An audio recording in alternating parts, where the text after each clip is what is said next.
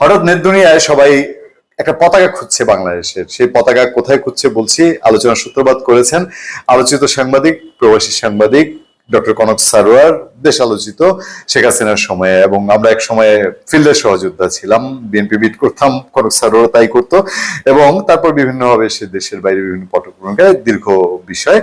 এবং তিনি যে প্রতিষ্ঠানে একসময় কাজ করেছিলেন, আমিও সেখানে পরবর্তীতে কাজ করার সুযোগ হয়েছিল। লিখছেন, বাংলাদেশের জাতীয় পতাকা কই?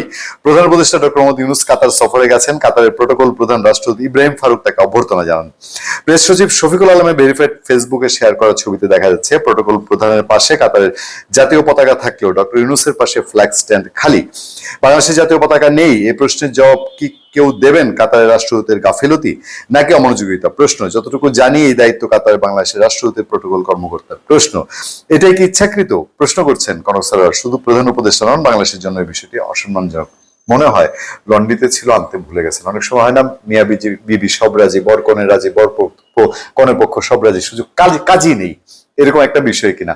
সবাই এখন পতাকা খুঁজছে। কেউ কেউ বলছেন যে প্রধান উপদেষ্টা প্রেস সচিব ডক্টর শফিকুল আলম নিশ্চয়ই এর একটা ব্যাখ্যা তার ফেসবুকে আবার দিবেন, সেখান থেকে জানা যাবে। ডক্টর কনক সারোয়ার সেখান থেকে ছবি নিয়েছেন। আসলে বিষয়টি খুব সিম্বলিক, মানুষের মধ্যে বাংলাদেশের পতাকা, যেহেতু কাতারের পতাকা আছে একটা ছবিতে, এই প্রশ্ন খুব সহজে ঘুরে ফিরে বেড়াচ্ছে। নিশ্চয়ই এটার একটা উত্তর আমরা পেয়ে যাব।